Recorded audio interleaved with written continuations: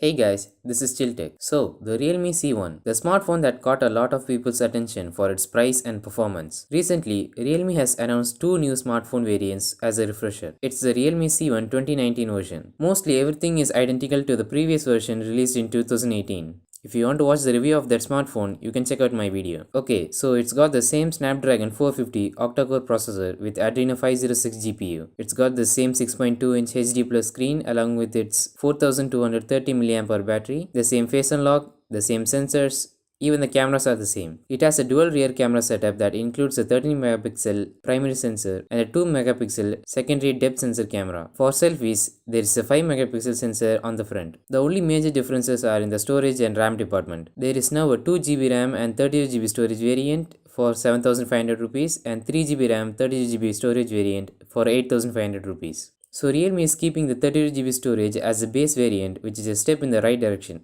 Because the system UI of ColorOS 5.2 itself takes up almost 7 gigs of space. I feel like they could have done more in this refresh, like add a fingerprint sensor for example. Realme should take it up a notch. Anyway, I am excited for this launch, and this is launching just before the Samsung Galaxy M10, which is also a pretty compelling option with its water drop notch for 9000 rupees. That's it for today's video. Thanks for watching and bye bye.